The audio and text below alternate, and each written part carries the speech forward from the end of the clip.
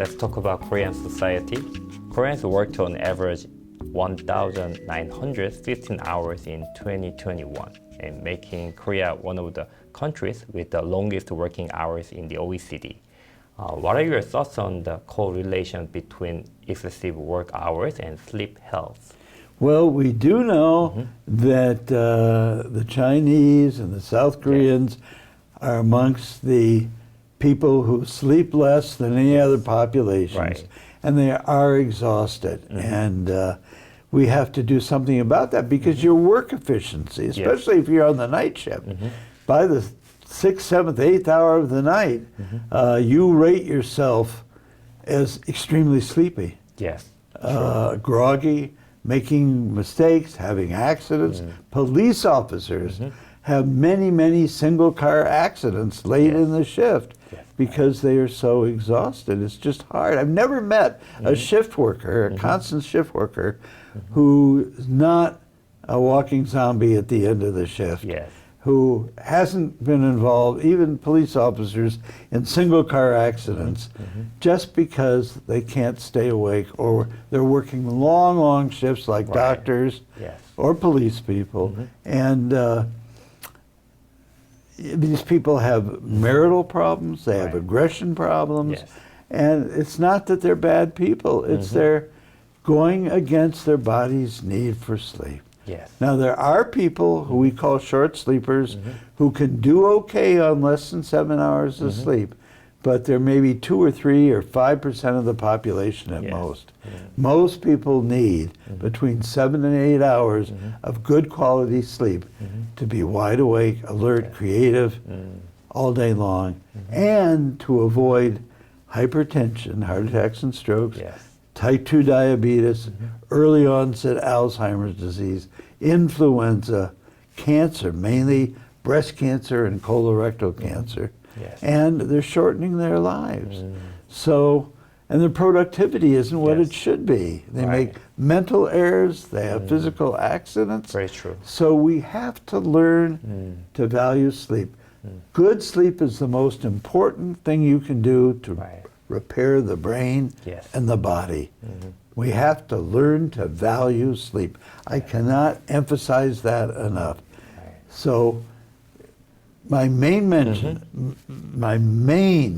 when I talk about this is value sleep. Keep a constant sleep-wake schedule. Limit caffeine, and certainly limit alcohol. And my students used to tell me, Professor Maas, if I drink myself to oblivion, I'll fall right to sleep. You will, but you'll be up every 90 minutes in your REM cycle with disturbed sleep. Alcohol in large quantities is not a sedative, it's a stimulant. And it will ruin REM sleep and cause all sorts of problems. No caffeine after 2 in the afternoon, even decaf, which contains a lot of caffeine, depending on where you get your caffeine, your decaf. Now, decaf is supposed to have no more than 3 milligrams of caffeine 3 milligrams per 8 ounces of liquid. One of the most famous purveyors of decaf coffee has 29.3 kilograms of caffeine per 8 ounces of coffee. That's 9 times what a caffeinated beverage should, a decaf beverage, should really have. 9 times what a decaf beverage should really have, but it's advertised as decaf. So let the buyer beware. Make sure the decaf is decaf and no caffeine, including decaf, after 2 in the afternoon. And no alcohol within 3 hours of bedtime. Got it. It's not good for drink decaf coffee. Right. No smoking. No smoking. Smoking ruins REM sleep. Even chewing tobacco ruins REM sleep. Yeah, maybe I'm a party pooper, but this, I'm going to have a little nightcap right before bed. What you're saying is I want a lousy night's sleep. Got it. And one other thing. Sometimes you go to a luxury hotel. Luxury hotel. And Jake, that's where your beds are, I know. and there's a little bar of Godiva Right. chocolate on the pillow. Yes, right. It's a What- gift. It's a gift.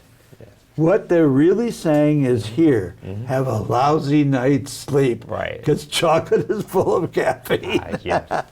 So take the chocolate, save it for the morning. Got it. Yes. So it's very good advice. Thank you so much. And for those who work night or on call shifts, such as police officers, firefighters, doctors, and soldiers, how should they look after their sleep health? They have to keep a regular Regular. sleep-wake schedule. They can't become day workers on the weekends because you have one sleep schedule and wake schedule. Yes. Now one for the week, one for the weekend. Like college students, they stay up late, very late, and there's reasons for that we could get into, during the week, studying or whatever. On the weekends, they party, so they put themselves into eastbound jet lag without leaving home. Yes. And it's very difficult for them to get adequate sleep. Got it. Yes. And shift workers should work on the same shift at least 3 weeks in a row before they shift to a day shift, if they're on rotating shifts. And that break between the night shift and the day shift series should be 3 days. 3 days. 3 days before they go on to the day shift. Late in the night shift, Yes. they should never drink caffeine Never drink caffeine. within 3 hours of the end of the shift. Yes. And on the way home early in the morning, they should wear dark blue light blocking glasses. Blocking glasses. Otherwise, Yes. they get stimulated by the sun Ah, and all is wasted. right. The problem is that people like to play golf, to go to Little League games Right. or whatever Yes. for their kids on the weekend. Yes. So they're day people on the weekend, night people during the week. 40% of them have a serious sleep problem, which causes mistakes, accidents, and divorces. Got it. I have never met a fully alert shift worker, ever. Got it. My advice to shift Yes. workers, this is going to hurt. My advice to shift workers is get a day job. And thank God robots are being able to Right. solve a lot of night shift work. But look, we have police officers, Yes. fire people, Yes. emergency medical services. God love these people that we need them desperately. Doctors, Yeah. nurses. But let's get these people decent schedules. Their shifts should rotate in a forward direction. Right. Their shifts should not be too long. They should be given nap pads. Yes. They should have bright daylight spectrum lighting in their offices. In their office. Not They should tungsten lighting, orange lighting, Right. soporific lighting, Yeah. soft music. Forget it. Yeah. Got it. And understanding bosses Yeah. who schedule these things. Right, right. Oh, that's a really good answer. Thank you for your answer. Yes, and I'm going to ask about white noise.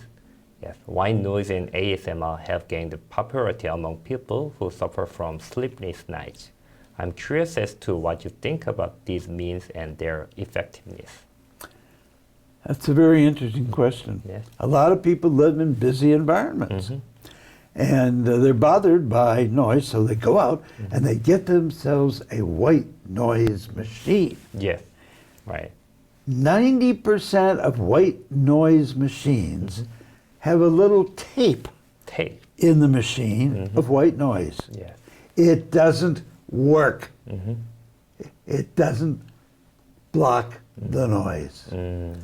There's one product that I know of. Yes. It's called the Dome. The Dome. D-O-H-M. DOHM. H-M. Yes. It's listed on the internet. I have no financial interest in this. But it actually creates the white noise within the machine. Wow. And it works. And it's great to mask the noise of horns, ambulances, garbage trucks that we all have. Yes. And make your bedroom environment such that it's very cool, very dark, and very quiet, or that quiet is masked. Yes.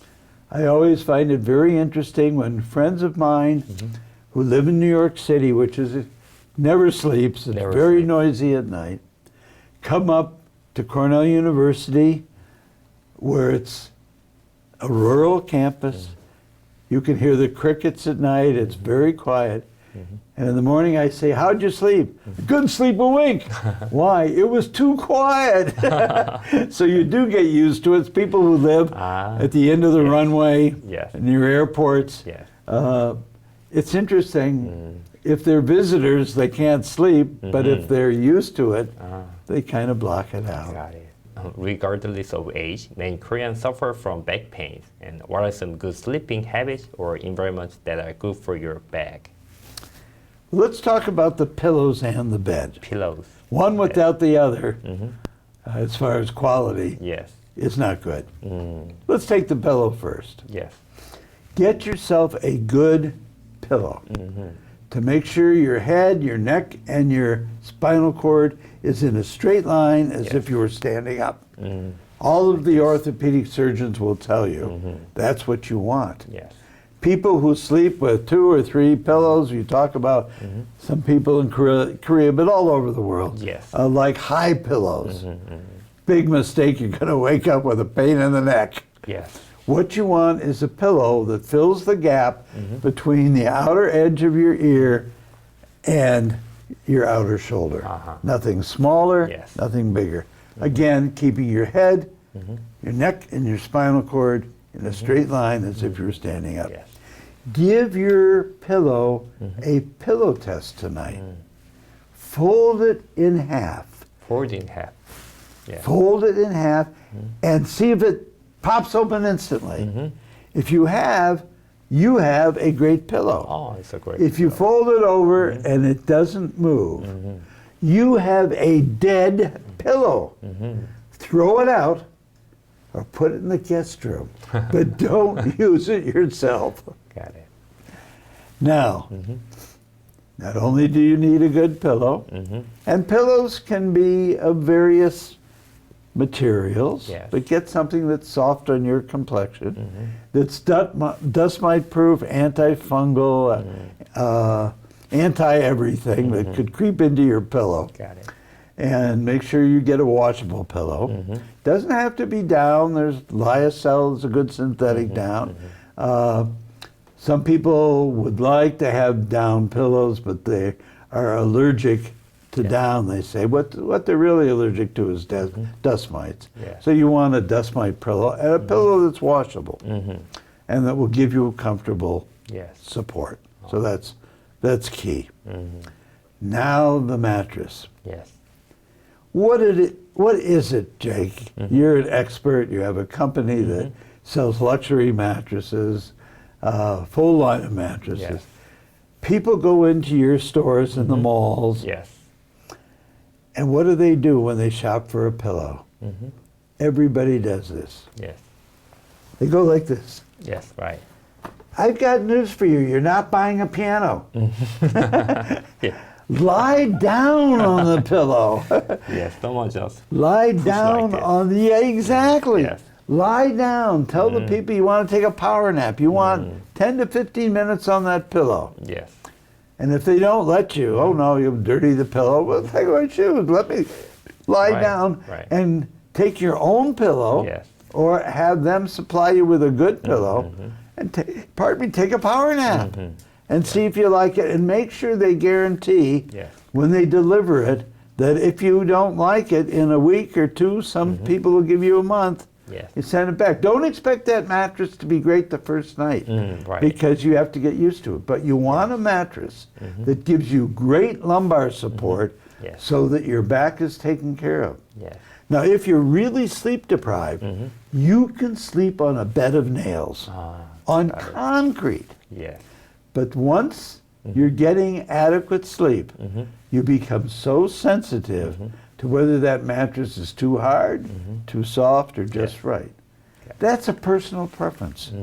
So you want to have a choice when you go to the mattress store, and you want to test sleep that mattress. Good mattresses have high coil counts. They're not producing heat. They have gel foam to cover the mattress. They have individually pocketed coils, so that when your bed partner moves, it's not like sleeping on a trampoline, so that you have to move. And something that you and your bed partner are comfortable with. Yes. And if your partner has a sleep problem, like narcolepsy or sleep apnea or restless leg movements, it's all right to have separate beds. Or maybe if they have serious sleep apnea and they're not being treated, maybe they need a separate bedroom. That's not to say that they can't have their usual sex or whatever, but if you look at senior housing developments today, senior resort residential communities, guess what? A lot of them have 2 master bedrooms. And there's a reason for that. Good sex is wonderful for good sleep. Bad sex is terrible for good sleep.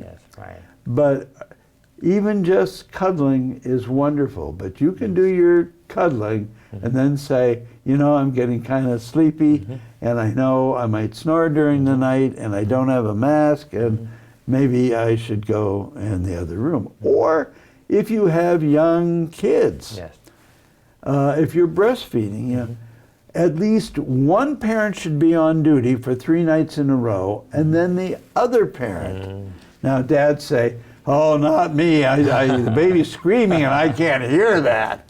That is baloney. They can hear it, they just don't want to. So they should be on duty 3 nights, and then their spouse should be on duty 3 nights. So give each other a break. Or, you know, they say, well, the baby's breastfeeding. Well, pump your milk and have your male, your spouse, your living partner, do that feeding.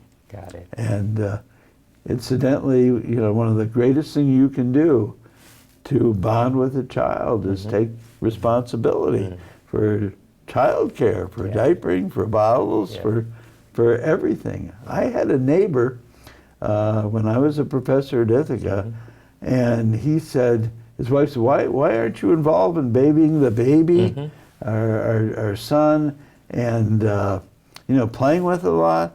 He said, well, when he's old enough to toss a baseball, I'll play with him. That father is losing the most important developmental period and bonding period that's possible. Very true. And so we have to get involved. And I have a daughter-in-law who I'm so proud of, who's from South Korea. Cool. And she's a world champion in Purdue. And she married my son, and they now live in America. She is brilliant. She's wonderful. She's from Daejeon. And she tells me about her younger sister who just had her first baby, and the liberal policies the Koreans have about maternal and paternal leave when the baby is born. In the United States, we're not very generous. It's a very quick period. And I think that's very sad, because sleep is so important, not only for the newborn, but for the parents. Got it. Yes, it's very true. Yes. Cool. And I have one more question. The number 1 cause of death in Korea is cancer. Can good sleep prevent cancer? Absolutely. And this is something you asked about, writing a new book and new things. Now we are sure that cancer can cause a high percentage of breast cancer and colorectal cancer. So, and that's for men as well as women, as odd as it might sound. So make sure you get your regular exams, because most cancers can be taken care of if they're attended to and detected early. And we know that bad sleep ruins your immunity system, and it's sleep that builds your immunity. Sleep is important for avoiding a risk of heart attacks and strokes, type 2 diabetes, early onset of Alzheimer's, obesity. If you're not sleeping long enough, you're going to gain weight. You actually lose weight by sleeping longer. People say, oh, you're lazy, you're sleeping so long, you're going to blow up like a balloon. It's not true. It's not true. The opposite, opposite is true. Is true. Right. So you name the disorder, and it's got antecedent in sleep and the quality and quantity of your sleep. Right. Yes. And of the numerous pieces of advice that you can give to get deep sleep, if you had to choose only one, what would it be? Yeah. Jake's a tough guy. 1 out of 1,000. Yeah. Sleep is not a luxury. Sleep is a necessity. And I'm going to add a couple of little hints, my second and third, if you'll permit me. Cut down on the coffee and cut down on the alcohol. You're going to be a new person. Right. And talking to you golfers, pianists, tennis players, anything that requires hand-eye and hand-foot coordination, sleep is the best thing you can do to become a much better golfer, a much better tennis player, a much better violin player, piano player. You wouldn't believe that a couple of nights of good sleep can make you or your kids who are trying to get athletic scholarships into a really good athlete.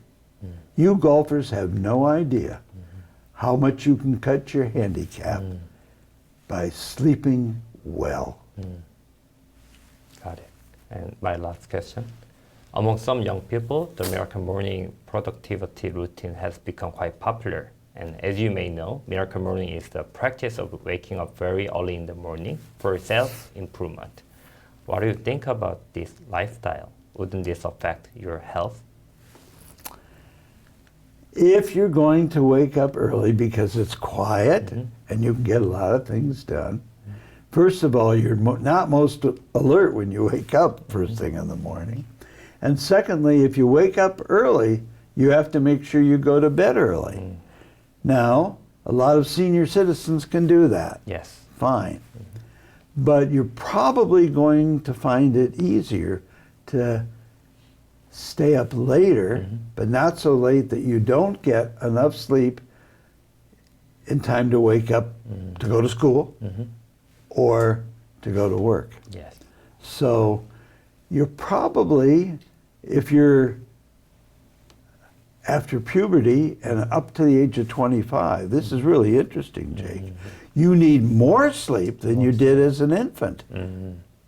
You actually are experiencing the growth hormone. Yes.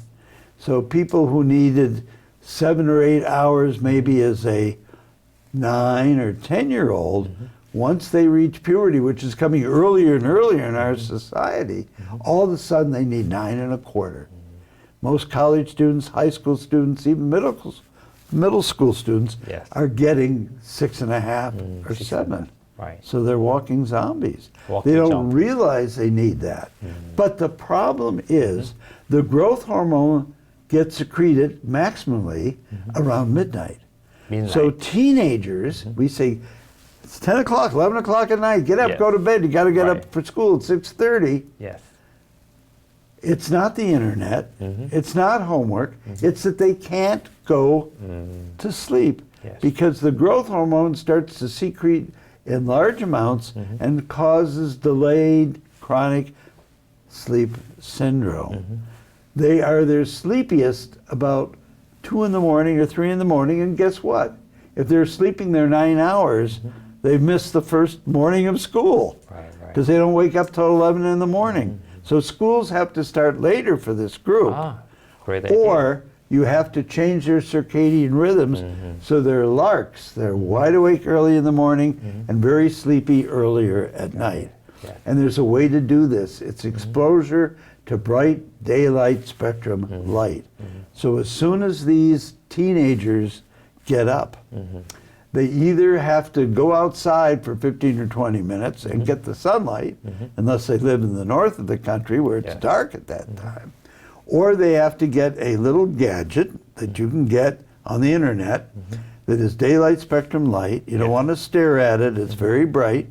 You look at it at 45 degrees away, arm's length away, while you're having breakfast or putting on makeup or whatever.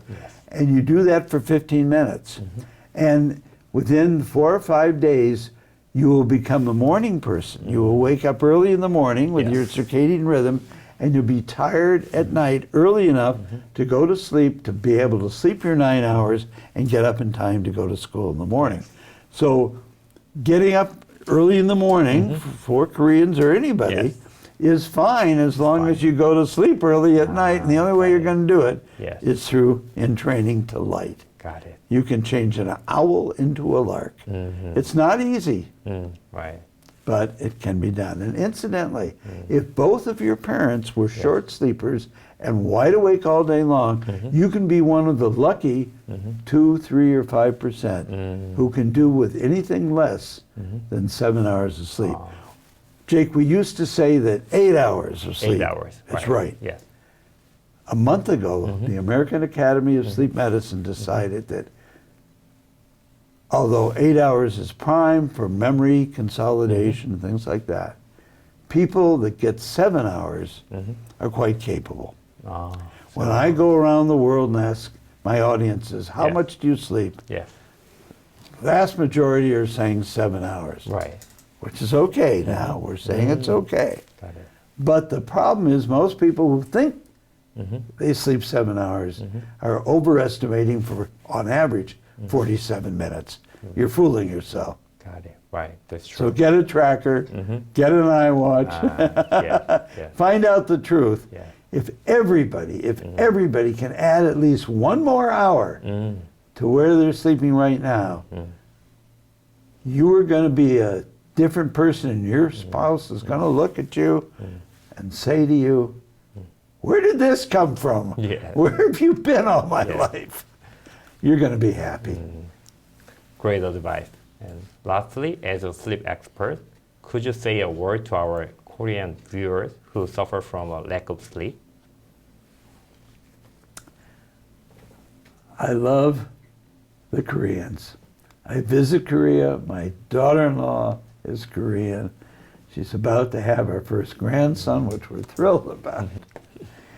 And all I can say is try to work for a company, if you have a job, that the management is educated into how much more effective, efficient you are, and in how much better a mood you will be if they allow you to get great sleep. And if they present a performance program, and a lot of corporations are doing this, what are they telling you? Here's how to eat anti-inflammatory foods. Here's how to get exercise, and we're going to have some exercise breaks at work. We're going to have some gyms, equipment work. But nobody is talking about sleep. Educate your boss and your company about the need for quality sleep, and have them implement policies, and this will get their attention, that are going to increase your bottom line in terms of performance, the reduction of absenteeism, the reduction of accidents, and the reduction of early death. So if you really care about your bottom line more than your workers, I got news for you. If you give them good sleep, you're going to enhance that bottom line, and you're going to have a much happier and better performing work environment. So we have collaborated for a long time. So what do you think about our brand and our mattresses? Jake, when I heard about your mattress and learned what you put into that mattress, all of your sleep research, and what a luxury mattress your mattress is, because you really care about people sleeping better, and you have a vision for doing that. And I know you've traveled worldwide, you've stayed in luxury hotels all over the world, checked out their mattresses, and then decided, as a result of looking at mattresses on 121 luxury hotels, I think you said, in 15 countries, you thought, well, I'm going to make the perfect mattress. And so you provided the Koreans and the Korean five-star hotels with these luxury mattresses. And I can guarantee you personally, because I've sat on these mattresses, that they are constructed for the comfort that are going to give you a five-star hotel room experience in your own home. And I'll tell you a little secret. I did sign a contract with Best Sleep to consult with them about mattresses. And I said, look, there's one thing that I'm going to add to the contract. I can get any mattress that I want. Every manufacturer's after me to sponsor their mattress. I've tried a lot of mattresses. I said, Jake, I want a Best Sleep mattress because it's the best mattress out there. And I'm going to get my Korean family a Best Sleep mattress as part of my contract. God love you. Yes, thank you very much. Yes, I'm going to ask a question about our Ba른수면 Institute. Yes. So.